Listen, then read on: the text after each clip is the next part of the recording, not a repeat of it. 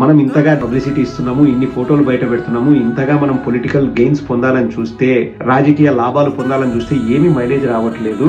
ఇప్పుడు మైలేజ్ ఎప్పుడు వస్తుంది? అవతల వాడు కామెంట్ చేసి అక్కడ నుంచి సింపతి వస్తుంది. సింపతి రావట్లేదు, మైలేజ్ రావట్లేదు, ఏం చేయాలా అని చెప్పి కూర్చొని మాట్లాడి ఇప్పుడు జగన్మోహన్ రెడ్డి గారికి, అన్నా లెజినోవా గారికి పోలికలు పెట్టేసి మనం వీడియోలు చేద్దాం, వాళ్ళను రెచ్చగొడదాం అని ఒక ప్లాన్ వేసి ఇది రిలీజ్ చేసింది. సో మీకు అర్థమవుతుందండి, 3-4 రోజుల నుంచి ఎందుకు వాళ్ళు అదే పనిగా దేవుడిని రాజకీయాల కోసం ఎవరు వాడుతున్నారు చెప్పండి? నీకు ఎక్కువ విశ్వాసం ఉందా, నాకు ఎక్కువ విశ్వాసం ఉందా, నీకు ఎక్కువ భక్తి ఉందా, నాకు ఎక్కువ భక్తి ఉందా అంటే ఇంక అంతకంటే దరిద్రం ఇంకోటి ఉంటుందా అండి? ఎవరి విశ్వాసాలు, ఎవరి నమ్మకాలు, ఎవరి భక్తి వాళ్ళకు ఉంటుంది.